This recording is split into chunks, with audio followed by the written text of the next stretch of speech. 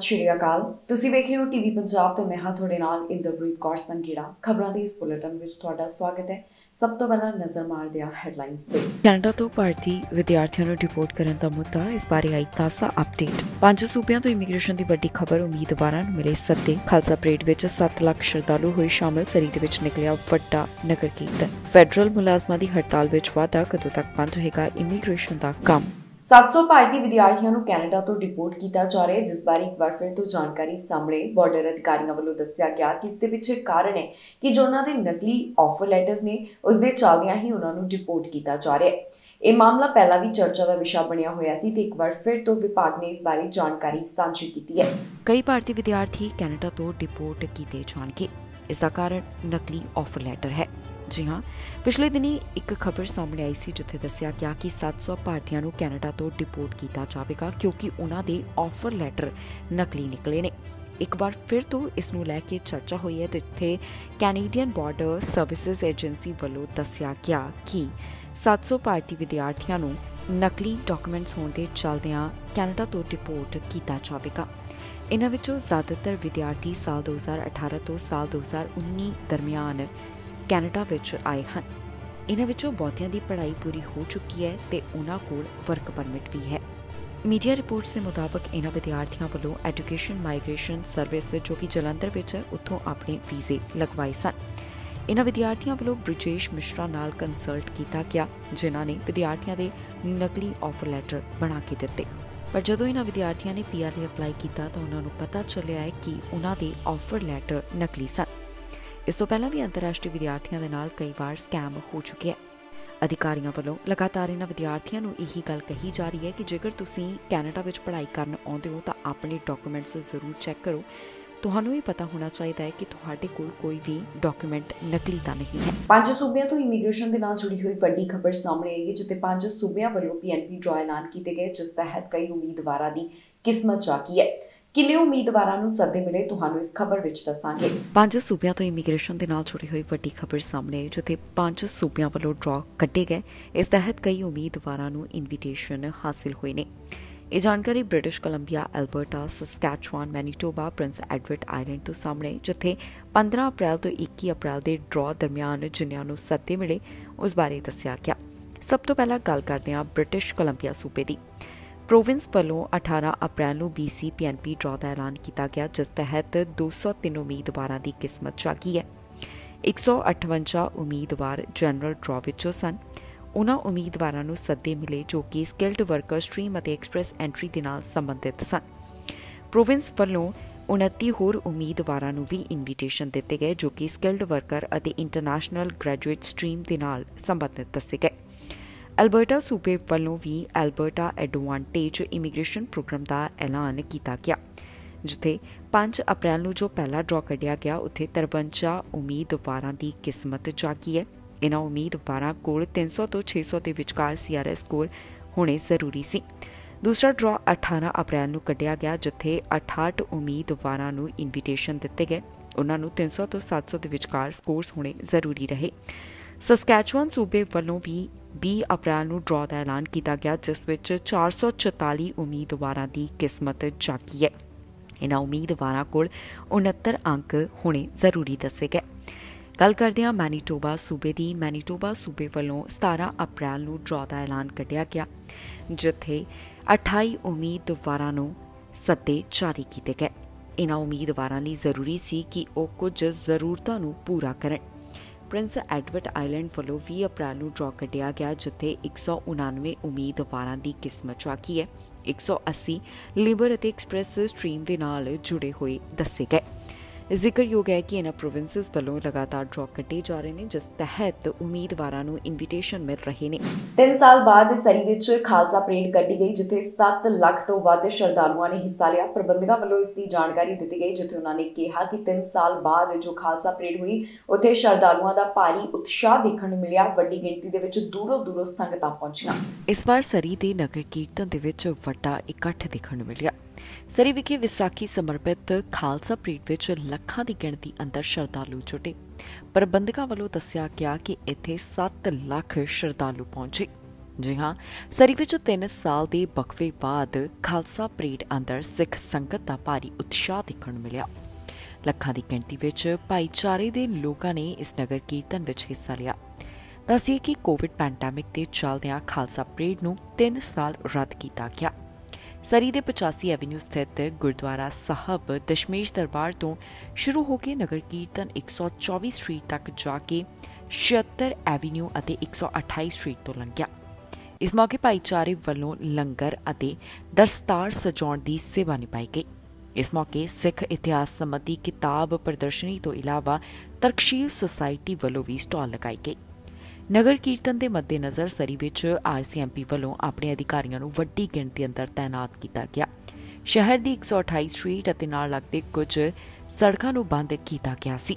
ਪ੍ਰਬੰਧਕਾਂ ਵੱਲੋਂ ਕਰੀਬ 7 ਲੱਖ ਵਿਅਕਤੀਆਂ ਵੱਲੋਂ ਇਸ ਨਗਰ ਕੀਰਤਨ ਵਿੱਚ ਸ਼ਮੂਲੀਅਤ ਕਰਨ ਦੀ ਗੱਲ ਕਹੀ ਗਈ ਹੈ। ਪ੍ਰਬੰਧਕਾਂ ਵੱਲੋਂ ਨਗਰ ਕੀਰਤਨ ਵਿੱਚ ਯੋਗਦਾਨ ਪਾਉਣ ਵਾਲੇ ਵਲੰਟੀਅਰਸ ਦਾ ਧੰਨਵਾਦ ਕੀਤਾ।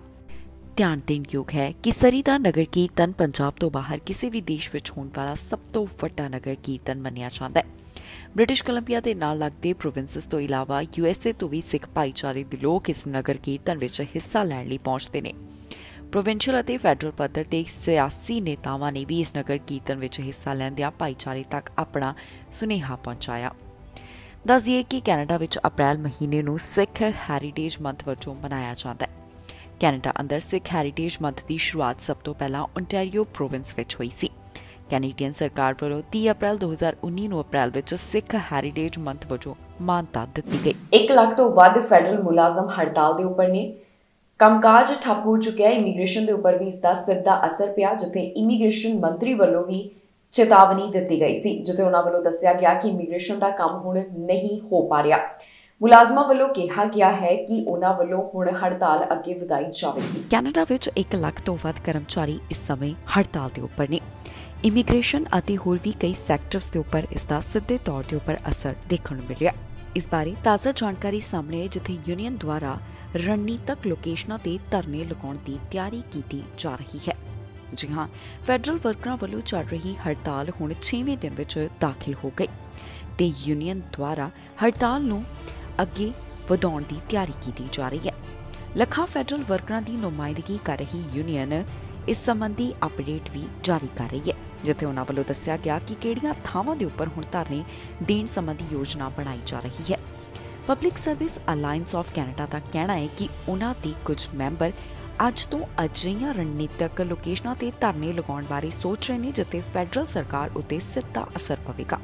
ਇੱਕ ਇੰਟਰਵਿਊ ਦੌਰਾਨ ਯੂਨੀਅਨ ਦੇ ਪ੍ਰੈਜ਼ੀਡੈਂਟ ਨੇ ਕਿਹਾ ਕਿ ਬੰਦਰਗਾਹਾਂ ਤੇ ਧਰਨਾ ਲਗਾਉਣ ਨਾਲ ਇੰਪੋਰਟ ਐਕਸਪੋਰਟ ਵਿੱਚ ਵਿਘਨ ਪਵੇਗਾ ਤੇ ਇਸ ਦਾ ਕੈਨੇਡੀਅਨ ਆਰਥਿਕਤਾ ਦੇ ਉੱਪਰ ਅਸਰ ਪੈਣਾ ਹੈ। ਉਹਨਾਂ ਕਿਹਾ ਕਿ ਇਸ ਸਥਿਤੀ ਤੋਂ ਜਲਦੀ ਨਿਕਲਣਾ ਚਾਹੁੰਦੇ ਹਨ ਅਤੇ ਉਹਨਾਂ ਨੇ ਜ਼ੋਰ ਦੇ ਕੇ ਕਿਹਾ ਕਿ ਉਹ ਕੈਨੇਡੀਅਨਸ ਦੇ ਜੀਵਨ ਨੂੰ ਪ੍ਰਭਾਵਿਤ ਨਹੀਂ ਕਰਨਾ ਚਾਹੁੰਦੇ। ਹੁਣ ਤੱਕ ਯੂਨੀਅਨ ਦੁਆਰਾ ਸਰਕਾਰੀ ਇਮਾਰਤਾਂ, ਦਫ਼ਤਰਾਂ ਅਤੇ ਪਾਰਲੀਮੈਂਟ ਹਿੱਲ ਵਰਗੀਆਂ ਥਾਵਾਂ ਤੇ ਧਰਨੇ ਲਗਾਏ ਗਏ। ਦੱਸਿਆ ਜਾ ਰਿਹਾ ਹੈ ਕਿ ਸਰਕਾਰ ਨੇ ਆਪਣਾ ਆਫਰ ਪੇਸ਼ ਕੀਤਾ ਸੀ, ਜਿਸ ਦੇ ਜਵਾਬ ਵਿੱਚ ਉਸੇ ਦਿਨ ਯੂਨੀਅਨ ਨੇ ਵੀ ਆਪਣਾ ਆਫਰ ਪੇਸ਼ ਕੀਤਾ। ਟ੍ਰੈਜ਼ਰੀ ਬੋਰਡ ਪ੍ਰੈਜ਼ੀਡੈਂਟ ਦੇ ਦਫ਼ਤਰ ਦਾ ਕਹਿਣਾ ਹੈ ਕਿ ਉਹਨਾਂ ਨੇ ਇੱਕ ਦੂਸਰਾ ਪ੍ਰਸਤਾਵ ਵੀ ਪੇਸ਼ ਕੀਤਾ ਸੀ, ਪਰ ਯੂਨੀਅਨ ਵੱਲੋਂ ਦੇਰ ਐਤਵਾਰ ਤੱਕ ਵੀ ਉਸ ਪ੍ਰਸਤਾਵ ਬਾਰੇ ਜਵਾਬ ਨਹੀਂ ਦਿੱਤਾ ਗਿਆ। ਦੋਵੇਂ ਧਿਰਾਂ ਨੇ ਇੱਕ ਦੂਸਰੇ ਉੱਪਰ ਚੰਗੀ ਤਰ੍ਹਾਂ ਸੰਚਾਰ ਨਾ ਕਰਨ ਦਾ ਦੋਸ਼ ਲਗਾਇਆ। ਮਹਿੰਗਾਈ ਦੇ ਹਿਸਾਬ ਨਾਲ ਤਨਖਾਹਾਂ ਵਿੱਚ ਕਿੰਨਾ ਵਾਧਾ ਕੀਤਾ ਜਾਵੇ ਅਤੇ ਕੀ ਫੈਡਰਲ ਵਰਕਰਾਂ ਨੂੰ ਘਰੋਂ ਕੰਮ ਕਰਨ ਦਾ ਅਧਿਕਾਰ ਹੈ ਸਮੇਤ ਕਈ ਮੁੱਦਿਆਂ ਤੇ ਯੂਨੀਅਨ ਅਤੇ ਸਰਕਾਰ ਦੇ ਸਿੰਘ ਫਸੇ ਹੋਏ ਨੇ। ਦੋਵੇਂ ਧਿਰਾਂ ਵਿਚਕਾਰ ਜੂਨ 2021 ਵਿੱਚ ਗੱਲਬਾਤ ਸ਼ੁਰੂ ਹੋਈ ਸੀ, ਪਰ ਕਈ ਮਹੀਨਿਆਂ ਤੱਕ ਗੱਲਬਾਤ ਦਾ ਸਿਲਸਿਲਾ ਬੇਨਤੀਜਾ ਰਿਹਾ, ਜਿਸ ਤੋਂ ਬਾਅਦ 1 ਲੱਖ ਤੋਂ ਵੱਧ ਫੈਡਰਲ ਵਰਕਰ ਹੜਤਾਲ ਤੇ ਚਲੇ ਗਏ। ਜ਼ਿਆਦਾਤਰ ਕੈਨੇਡੀਅਨਸ ਕਿੰਗ ਚਾਰਲਸ ਦੇ ਖਿਲਾਫ ਨੇ। ਉਹ ਨਹੀਂ ਚਾਹੁੰਦੇ ਕਿ ਕਿੰਗ ਚਾਰਲਸ ਉਹਨਾਂ ਦੇ ਰਾਜਾ ਹੋਣ ਤੇ ਉਹਨਾਂ ਦੀ ਪਤਨੀ ਵਾਸਤੇ ਵੀ ਕੈਨੇਡੀਅਨਸ ਦਾ ਅਜਿਹਾ ਹੀ ਵਿਵਹਾਰ ਦੇਖਣ ਨੂੰ ਮਿਲ ਰਿਹਾ ਹੈ। ਇੱਕ ਸਰਵੇ ਸਾਹਮਣੇ ਆਇਆ, ਜਿਸ ਦੇ ਵਿੱਚ ਕਾਫੀ ਗੱਲਾਂ ਦਾ ਖੁਲਾਸਾ ਹੋਇਆ। ਜ਼ਿਆਦਾਤਰ ਕੈਨੇਡੀਅਨਸ ਕਿੰਗ ਚਾਰਲਸ ਨੂੰ ਆਪਣੇ ਰਾਜਾ ਵਜੋਂ ਮਾਨਤਾ ਨਹੀਂ ਦੇਣਾ ਚਾਹੁੰਦੇ। ਇਸ ਬਾਰੇ ਇੱਕ ਸਰਵੇਖਣ ਤੋਂ ਜਾਣਕਾਰੀ ਸਾਹਮਣੇ ਆਈ ਹੈ। ਜੀ ਹਾਂ, ਕਿੰਗ ਚਾਰਲਸ ਦੀ ਤਾਜ਼ਪੋਸ਼ੀ ਨੂੰ ਕੁਝ ਹੀ ਦਿਨ ਰਹਿ ਗਏ ਨੇ, ਪਰ ਅਜਿਹੇ ਵਿੱਚ ਇੱਕ ਨਵਾਂ ਸਰਵੇਖਣ ਦੱਸਦਾ ਹੈ ਕਿ ਕੈਨੇਡੀਅਨਸ ਵਿੱਚ ਕਿੰਗ ਚਾਰਲਸ ਦੀ ਲੋਕਪ੍ਰਿਯਤਾ ਬਹੁਤ ਘੱਟ ਹੈ। ਅੰਗਸ ਐਂਡ ਰੀਡ ਵੱਲੋਂ ਇੱਕ ਨਵਾਂ ਸਰਵੇਖਣ ਕਰਵਾਇਆ ਗਿਆ, ਜਿਸ ਵਿੱਚ ਸ਼ਾਮਿਲ ਹੋਏ 60% ਜਵਾਬ ਦੇਣ ਵਾਲੇ ਕਿੰਗ ਚਾਰਲਸ ਨੂੰ ਰਾਜਾ ਮੰਨਣ ਦੇ ਖਿਲਾਫ ਹਨ। 28% ਨੇ ਕਿਹਾ ਕਿ ਉਹ ਚਾਰल्स ਬਾਰੇ ਅਨੁਕੂਲ ਨਜ਼ਰੀਆ ਰੱਖਦੇ ਨੇ, ਜਦਕਿ ਲਗਭਗ ਅੱਧੇ 48% ਨੇ ਕਿਹਾ ਕਿ ਚਾਰल्स ਦੇ ਪੱਖ ਵਿੱਚ ਨਜ਼ਰੀਆ ਨਹੀਂ ਰੱਖਦੇ। ਚਾਰल्स ਦੀ ਪਤਨੀ ਬਾਰੇ ਵੀ ਲੋਕਾਂ ਦਾ ਨਜ਼ਰੀਆ ਅਜਿਹਾ ਹੀ ਰਿਹਾ। ਸਤੰਬਰ ਵਿੱਚ ਮਹਾਰਾਣੀ ਐਲਿਜ਼ਾਬੈਥ ਦੇ ਦੇਹਾਂਤ ਤੋਂ ਬਾਅਦ ਇਸ ਬਾਰੇ ਕਾਫੀ ਚਰਚਾ ਹੋਈ ਸੀ ਕਿ ਚਾਰल्स ਦੇ ਰਾਜਾ ਬਣਨ ਮਗਰੋਂ ਉਹਨਾਂ ਦੀ ਪਤਨੀ ਕੈਮਿਲਾ ਨੂੰ ਵੀ ਕਹਿ ਕੇ ਸੰਬੋਧਿਤ ਕੀਤਾ ਜਾਵੇਗਾ। ਸ਼ੁਰੂਆਤ ਦੇ ਵਿੱਚ ਉਹਨਾਂ ਨੂੰ ਕੁਈਨ ਕੌਂਸਰਟ ਕਿਹਾ ਗਿਆ, ਜੋ ਟਾਈਟਲ ਉਹਨਾਂ ਨੂੰ ਕੁਈਨ ਐਲਿਜ਼ਾਬੈਥ ਨੇ ਦਿੱਤਾ ਸੀ। ਪਰ ਜਦੋਂ 6 ਮਈ ਨੂੰ ਹੋਣ ਵਾਲੀ ਤਾਜ਼ਪੋਸ਼ੀ ਦੇ ਬਕਿੰਘਮ ਪੈਲੇਸ ਵੱਲੋਂ ਸੱਦੇ ਪੱਤਰ ਭੇਜੇ ਗਏ ਤਾਂ ਕੈਮਿਲਾ ਨੂੰ ਕੁਈਨ ਕੈਮਿਲਾ ਲਿਖਿਆ ਗਿਆ। ਅੰਗਸ ਰੇਟ ਦੇ ਸਰਵੇਖਣ ਵਿੱਚ 66% ਜਵਾਬ ਦੇਣ ਵਾਲਿਆਂ ਦਾ ਕਹਿਣਾ ਹੈ ਕਿ ਉਹ ਕੈਮਿਲਾ ਨੂੰ ਕੈਨੇਡਾ ਦੀ ਰਾਣੀ ਵਜੋਂ ਮਾਨਤਾ ਨਹੀਂ ਦੇਣਗੇ। ਇਸ ਦੇ ਉਹ ਖਿਲਾਫ ਹਨ। 60% ਨੇ ਕਿਹਾ ਕਿ ਉਹਨਾਂ ਨੂੰ ਰਾਣੀ ਨਹੀਂ ਕਿਹਾ ਜਾਣਾ ਚਾਹੀਦਾ। 21% ਦਾ ਮੰਨਣਾ ਹੈ ਕਿ ਕੈਮਿਲਾ ਨੂੰ ਕੁਈਨ ਦਾ ਖਿਤਾਬ ਰੱਖਣਾ ਚਾਹੀਦਾ ਹੈ, ਜਦਕਿ 19% ਦਾ ਕਹਿਣਾ ਹੈ ਕਿ ਉਹਨਾਂ ਨੂੰ ਕੁਈਨ ਕੌਂਸਰਟ ਵਜੋਂ ਹੀ ਜਾਣਿਆ ਜਾਣਾ ਚਾਹੀਦਾ ਹੈ।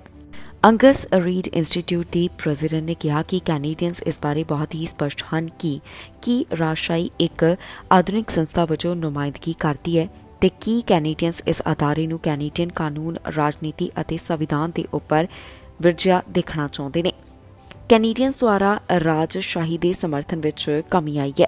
ਤਾਜ਼ਾ ਸਰਵੇਖਣ ਵਿੱਚ 52% ਜਵਾਬ ਦੇਣ ਵਾਲਿਆਂ ਨੇ ਕਿਹਾ ਕਿ ਉਹ ਨਹੀਂ ਚਾਹੁੰਦੇ ਕਿ ਆਉਣ ਵਾਲੀਆਂ ਪੀੜ੍ਹੀਆਂ ਲਈ ਕੈਨੇਡਾ ਇੱਕ ਸੰਵਿਧਾਨਿਕ ਰਾਜਤੰਤਰ ਵਜੋਂ ਜਾਰੀ ਰਹੇ। ਪ੍ਰਧਾਨ ਮੰਤਰੀ ਜਸਟਿਨ ਟਰੂਡੋ ਆਟਵਾ ਪਹੁੰਚੇ, ਜਿੱਥੇ ਉਹਨਾਂ ਨੇ ਜਰਮਨ ਦੇ ਰਾਸ਼ਟਰਪਤੀ ਨਾਲ ਮੁਲਾਕਾਤ ਕੀਤੀ। ਇਸ ਦੌਰਾਨ ਵਿਦਿਆਰਥੀਆਂ ਦੇ ਨਾਲ ਗੱਲਬਾਤ ਕਰਦੇ ਹੋਏ ਵੀ ਟਰੂਡੋ ਦਿਖਾਈ ਦਿੱਤੇ। ਪ੍ਰਧਾਨ ਮੰਤਰੀ ਜਸਟਿਨ ਟਰੂਡੋ ਆਟਵਾ ਵਿੱਚ ਪਹੁੰਚੇ, ਜਿੱਥੇ ਉਹਨਾਂ ਨੇ ਵਿਦਿਆਰਥੀਆਂ ਦੇ ਨਾਲ ਗੱਲਬਾਤ ਕੀਤੀ। ਇਸ ਮੌਕੇ ਪ੍ਰਧਾਨ ਮੰਤਰੀ ਨਾਲ ਜਰਮਨ ਦੇ ਰਾਸ਼ਟਰਪਤੀ ਵੀ ਮੌਜੂਦ ਸਨ। ਟਰੂਡੋ ਵੱਲੋਂ ਵਿਦਿਆਰਥੀਆਂ ਦੇ ਨਾਲ ਕੀ ਗੱਲਬਾਤ ਕੀਤੀ ਗਈ, ਆਓ ਤੁਹਾਨੂੰ ਸੁਣਾਉਂਦੇ ਹਾਂ। In thinking that democracy was winning over the past decades is that democracies, whether it's North America or Europe or elsewhere, continued to rely for their economic prosperity and the well-being of their citizens on resources or goods that were created or purveyed by autocracies. So if we're sitting at the top of a so-called pyramid and say we're great in democracies, but man, oh man, do we ever need those cheap lithium batteries from China or the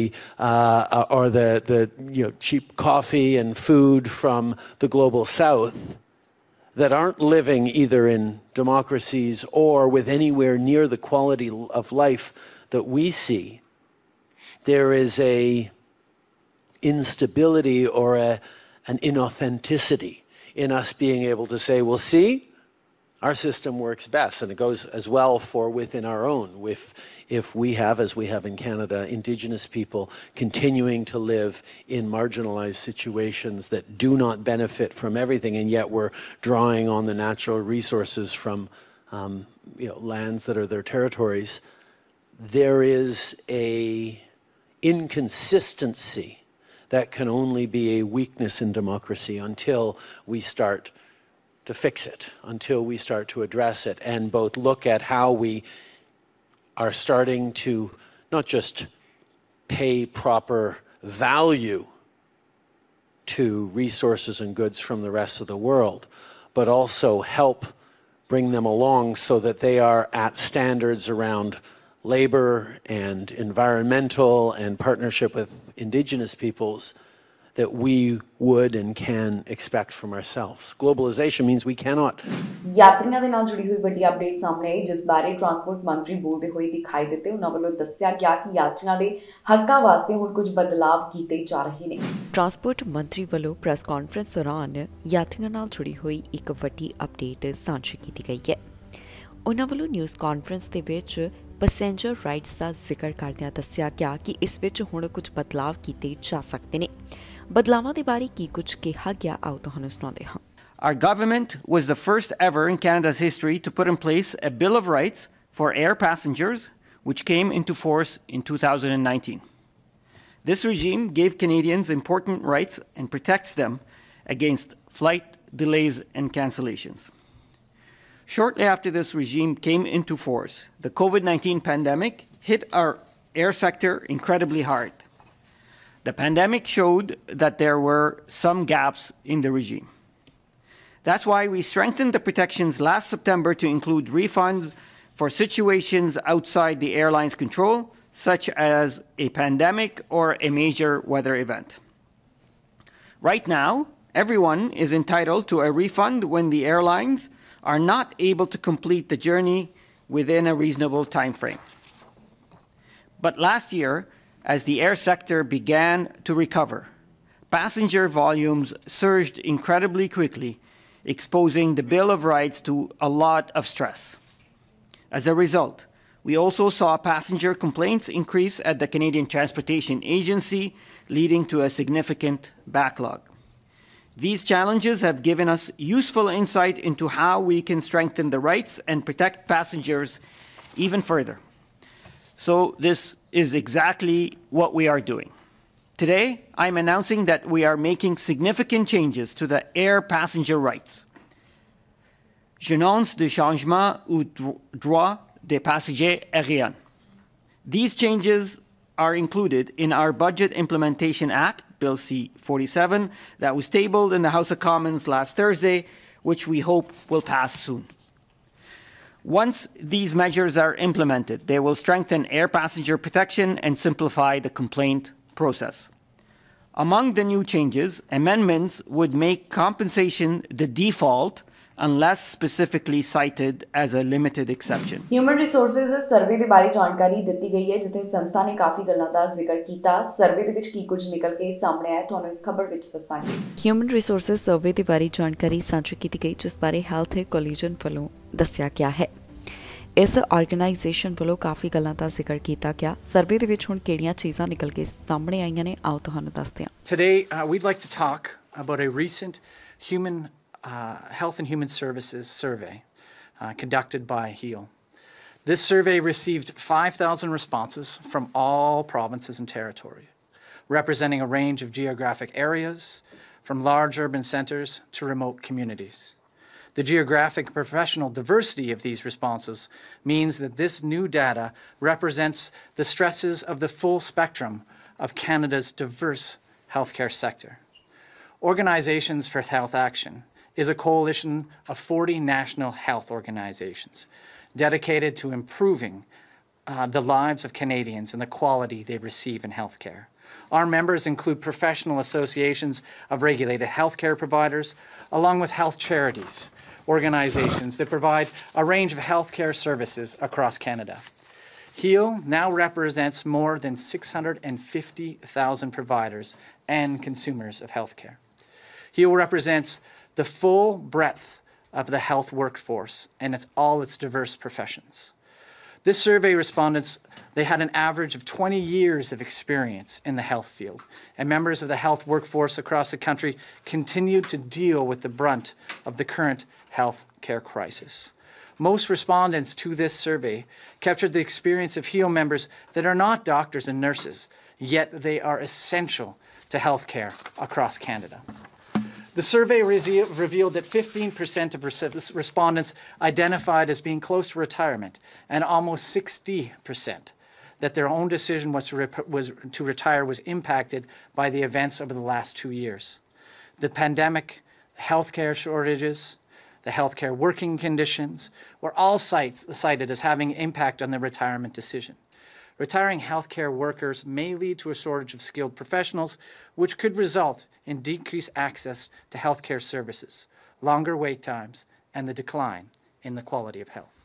tourism week ਦਾ ਐਲਾਨ ਕੀਤਾ ਗਿਆ ਜਿੱਥੇ tourism ਨੂੰ ਵਧਾਵਾ ਦੇਣ ਵਾਸਤੇ ਵੀ ਜ਼ਿਕਰ ਕੀਤਾ ਗਿਆ ਹੈ ਇਸ ਬਾਰੇ ਕੀ ਹੈ ਪੂਰੀ ਜਾਣਕਾਰੀ ਤੁਹਾਨੂੰ ਇਸ ਖਬਰ ਵਿੱਚ ਦੱਸਾਂਗੇ ਪ੍ਰਧਾਨ ਮੰਤਰੀ ਜਸਟਿਨ ਟਰੂਡੋ ਦੀ ਮੰਤਰੀ ਵੱਲੋਂ ਟੂਰਿਜ਼ਮ ਦੇ ਨਾਲ ਜੁੜੀ ਹੋਈ ਖਾਸ ਅਪਡੇਟ ਦਿੱਤੀ ਗਈ ਹੈ ਜਿੱਥੇ ਉਹਨਾਂ ਨੇ ਨੈਸ਼ਨਲ ਟੂਰਿਜ਼ਮ ਵੀਕ ਦਾ ਐਲਾਨ ਕੀਤਾ ਫੈਡਰਲ ਮੰਤਰੀ ਇਸ ਬਾਰੇ ਗੱਲ ਕਰਦੇ ਹੋਏ ਦਿਖਾਈ ਦਿੱਤੇ ਹਨ ਇਹ ਹਫਤਾ tourism industry association of Canada ਵੱਲੋਂ ਪ੍ਰੈਜ਼ੈਂਟ ਕੀਤਾ ਗਿਆ ਇਸ ਦੇ ਨਾਲ ਟੂਰਿਜ਼ਮ ਨੂੰ ਪ੍ਰਮੋਟ ਕੀਤਾ ਜਾ ਸਕਦਾ ਹੈ We've heard the tourism sector. We're here for the tourism sector, and I can't wait to see what we're going to do this year and beyond. And I do want to say that we are on the unceded territories of the Anishinaabe and Algonquin peoples, and I want to thank Beth personally for your work at TIAC. And look, there's all the official stuff and all the titles and all the awards that she's won and all that stuff. But Beth also leans in and makes sure that Canada's voice is heard. And so when we were newbies in this role last year and we were on our way to the G20, Beth reached in and said, you know, there's the World Trade and Tourism Congress that's happening the day before, and it probably would make sense for you to be there. And so we did. But more than that, we got to participate and we got to really lean in on what is a fundamental perspective of our federal tourism growth strategy, which is how important the private sector is and how important conferences are and meetings are to the strategy. But I'm getting ahead of myself, and the team's like, where is he going with the speech already? Donc, un gros merci à tout le monde. Il y a toujours une blague avec l'équipe. They're trying to figure out how much of the speech I'm going to give and how much I'm going to ad-lib. So they have a little poll before I give the speech to see what percentage actually gets declared. Mais on est ici pour parler de la Semaine du Tourisme, and I want to say that the theme of this year's National Tourism Week is powered by tourism. And it couldn't be more perfect. Like, it's such an inspired theme because it's true, because tourism is indeed a powerhouse. This sector runs on the hard work, passion, and innovation of workers and the small, medium-sized enterprises that make up the ecosystem. And these are businesses that are owned by women, Indigenous people, racialized Canadians, members of the 2S LGBTQI+ community, persons with disabilities, and so many others. And when it comes to tourism, we're taking a truly Team Canada approach. Whether it's the Inn on Fogo Island, whether it's Métis Crossing in Alberta, Charlevoix near Quebec. कि 11 मई ਨੂੰ America border ਬੰਦ ਹੋ ਜਾਵੇਗਾ, ਇਸ ਨੂੰ ਲੈ ਕੇ ਲਗਾਤਾਰ ਸਵਾਲ ਪੁੱਛੇ ਜਾ ਰਹੇ ਨੇ। ਦੱਸ ਦਈਏ ਕਿ ਬਾਈਡਨ ਪ੍ਰਸ਼ਾਸਨ ਨੇ ਅਜੇ ਇਸ ਦੀ ਕੋਈ ਵੀ ਆਫੀਸ਼ੀਅਲ ਅਨਾਉਂਸਮੈਂਟ ਨਹੀਂ ਕੀਤੀ। ਇਸ ਹਫ਼ਤੇ ਨਿਯਮਾਂ ਦੇ ਬਾਰੇ ਦੱਸਿਆ ਜਾਵੇਗਾ, ਜਿਸ ਤੋਂ ਬਾਅਦ ਪਤਾ ਚੱਲੇਗਾ ਕਿ 11 ਮਈ ਤੋਂ ਬਾਅਦ ਬਾਰਡਰ ਦੇ ਉੱਪਰ ਕਿਹੜੇ ਨਵੇਂ ਨਿਯਮ ਲਾਗੂ ਹੁੰਦੇ ਨੇ। ਕਿ 11 ਮਈ ਤੋਂ ਬਾਅਦ ਅਮਰੀਕਾ ਮੈਕਸੀਕੋ ਬਾਰਡਰ ਬੰਦ ਹੋ ਜਾਵੇਗਾ। ਲਗਾਤਾਰ ਇਸ ਨੂੰ ਲੈ ਕੇ ਸਵਾਲ ਖੜੇ ਹੋ ਰਹੇ ਨੇ। ਅਜੇ ਤੱਕ ਬਾਈਡਨ ਪ੍ਰਸ਼ਾਸਨ ਵੱਲੋਂ ਇਸ ਦਾ ਕੋਈ ਸਪਸ਼ਟ ਜਵਾਬ ਨਹੀਂ ਦਿੱਤਾ ਗਿਆ ਕਿ 11 ਮਈ ਤੋਂ ਬਾਰਡਰ ਦੇ ਉੱਪਰ ਕਿਹੜਾ ਨਿਯਮ ਲਾਗੂ ਹੋਵੇਗਾ। ਪਿਛਲੇ ਦਿਨੀ ਇਹ ਖਬਰ ਸਾਹਮਣੇ ਆਈ ਸੀ ਕਿ ਬਾਈਡਨ ਪ੍ਰਸ਼ਾਸਨ ਵੱਲੋਂ ਹੁਣ ਬਾਰਡਰ ਦੇ ਉੱਪਰ ਸਖਤੀ ਕੀਤੀ ਜਾਵੇਗੀ। ਭਾਵ ਕਿ 11 ਮਈ ਤੋਂ ਜਿਹੜੇ ਕਿਸੇ ਹੋਰ ਦੇਸ਼ ਦੇ ਰਾਹੀਂ ਅਮਰੀਕਾ ਦਾ ਬਾਰਡਰ ਪਾਰ ਕਰਕੇ ਆਉਣਗੇ, ਉਹਨਾਂ ਨੂੰ ਪਹਿਲਾਂ ਜਿਸ ਦੇਸ਼ ਰਾਹੀਂ ਆਏ ਨੇ ਉੱਥੇ ਅਸਾਈਲਮ ਲੈਣੀ ਪਏਗੀ। ਉਦਾਹਰਨ ਦੇ ਤੌਰ ਦੇ ਉੱਪਰ ਜੇਕਰ ਕੋਈ ਮੈਕਸੀਕੋ ਦੇ ਰਾਹੀਂ ਅਮਰੀਕਾ ਦਾ ਬਾਰਡਰ ਟੱਪ ਕੇ ਦਾਖਲ ਹੁੰਦਾ ਹੈ ਤਾਂ ਉਸ ਵਿਅਕਤੀ ਵਾਸਤੇ ਪਹਿਲਾਂ ਜ਼ਰੂਰੀ ਹੋਵੇਗਾ ਕਿ ਉਹ ਮੈਕਸੀਕੋ ਦੀ ਅਸਾਈਲਮ ਲਵੇ। ਹੁਣ ਇਸ ਦੇ ਬਾਰੇ ਅਲੱਗ-ਅਲੱਗ ਚੀਜ਼ਾਂ ਸਾਹਮਣੇ ਆ ਰਹੀਆਂ ਨੇ, ਪਰ ਬਾਈਡਨ ਪ੍ਰਸ਼ਾਸਨ ਵੱਲੋਂ ਅਜੇ ਤੱਕ ਇਸ ਬਾਰੇ ਕੋਈ ਵੀ ਆਫੀਸ਼ੀਅਲ ਅਨਾਉਂਸਮੈਂਟ ਨਹੀਂ ਕੀਤੀ ਗਈ। ਇਸ ਬਾਰੇ ਅਪਡੇਟ ਸਾਹਮਣੇ ਆਈ ਹੈ, ਜਿੱਥੇ ਦੱਸਿਆ ਗਿਆ ਹੈ ਕਿ ਇਸ ਹਫ਼ਤੇ ਵਿੱਚ ਬਾਈਡਨ ਐਡਮਿਨਿਸਟ੍ਰੇਸ਼ਨ ਵੱਲੋਂ 11 ਮਈ ਤੋਂ ਬਾਅਦ ਬਾਰਡਰ ਦੇ ਉੱਪਰ ਲਾਗੂ ਹੋਣ ਵਾਲੇ ਨਿਯਮ ਐਲਾਨ ਕੀਤੇ ਜਾਣਗੇ। Department of homeland security secretary ਵੱਲੋਂ ਇਸ ਬਾਰੇ ਜਾਣਕਾਰੀ ਸਾਂਝੀ ਕੀਤੀ ਗਈ ਹੈ, ਜਿੱਥੇ ਉਹਨਾਂ ਨੇ ਦੱਸਿਆ ਕਿ 11 ਮਈ ਤੋਂ ਟਾਈਟਲ 42 ਖਤਮ ਹੋਣ ਜਾ ਰਿਹਾ, ਜਿਸ ਤੋਂ ਬਾਅਦ ਬਾਈਡਨ ਪ੍ਰਸ਼ਾਸਨ ਇਸ ਸੰਬੰਧੀ ਆਪਣੇ ਫੈਸਲੇ ਦਾ ਐਲਾਨ ਕਰੇਗਾ। ਜ਼ਿਕਰਯੋਗ ਹੈ ਕਿ ਬਾਰਡਰ ਪਾਰ ਕਰਨ ਵਾਲਿਆਂ ਦਾ ਅੰਕੜਾ ਲਗਾਤਾਰ ਵਧਦਾ ਹੀ ਜਾ ਰਿਹਾ ਹੈ, ਜਿਸ ਨੂੰ ਰੋਕਣ ਵਾਸਤੇ ਹੁਣ ਇਹ ਗੱਲ ਨੂੰ ਲੈ ਕੇ ਚਰਚਾ ਹੋ ਰਹੀ ਹੈ ਕਿ ਬਾਈਡਨ ਪ੍ਰਸ਼ਾਸਨ ਸਖਤੀ ਕਰ ਸਕਦਾ ਹੈ। ਇਸ ਸਖਤੀ ਦੇ ਘੇਰੇ ਵਿੱਚ ਕਿਹੜੇ ਦੇਸ਼ ਆਉਣਗੇ ਤੇ ਕਿਹੜੇ ਦੇਸ਼ਾਂ ਨੂੰ ਰਾਹਤ ਮਿਲੇਗੀ, ਅਜੇ ਇਸ ਬਾਰੇ ਕੋਈ ਵੀ ਸਪਸ਼ਟ ਜਾਣਕਾਰੀ ਨਹੀਂ ਦਿੱਤੀ ਗਈ। ਇਸ ਦੇ ਨਾਲ ਹੀ ਜਾਂਦੇ ਇੱਕ ਵਾਰ ਫਿਰ ਤੋਂ ਨਜ਼ਰ ਮਾਰਦੇ ਹਾਂ ਹੈਡਲਾਈਨਸ ਤੇ। ਕੈਨੇਡਾ ਤੋਂ ਭਾਰਤੀ ਵਿਦਿਆਰਥੀਆਂ ਨੂੰ ਡਿਪੋਰਟ ਕਰਨ ਦਾ ਮੁੱਦਾ, ਇਸ ਬਾਰੇ ਆਈ ਤਾਜ਼ਾ ਅਪਡੇਟ। 5 ਸੂਬਿਆਂ ਤੋਂ ਇਮੀਗ੍ਰੇਸ਼ਨ ਦੀ ਵੱਡੀ ਖਬਰ, ਉਮੀਦਵਾਰਾਂ ਨੂੰ ਮਿਲੇ ਸੱਦੇ। ਖਾਲਸਾ ਪਰੇਡ ਵਿੱਚ 7 ਲੱਖ ਸ਼ਰਧਾਲੂ ਹੋਏ ਸ਼ਾਮਲ, ਸਰੀ ਦੇ ਵਿੱਚ ਨਿਕਲਿਆ ਵੱਡਾ ਨਗਰ ਕੀਰਤਨ। ਫੈਡਰਲ ਮੁਲਾਜ਼ਮਾਂ ਦੀ ਹੜਤਾਲ ਵਿੱਚ ਵਾਧਾ, ਕਦੋਂ ਤੱਕ ਬੰਦ ਹੋਏਗਾ ਇਮੀਗ੍ਰੇਸ਼ਨ ਦਾ ਕੰਮ। ਖਬਰਾਂ ਦੇ ਇਸ ਬੁਲੇਟਿਨ ਵਿੱਚ ਇੰਨਾ ਹੀ। ਫਿਲਹਾਲ ਮੈਨੂੰ ਇੰਦਰਪ੍ਰੀਤ ਕੌਰ ਸੰਘੇੜਾ ਨੂੰ ਦਿਓ ਇਜਾਜ਼ਤ। ਤੁਸੀਂ ਵੇਖਦੇ ਰਹੋ ਟੀਵੀ ਪੰਜਾਬ।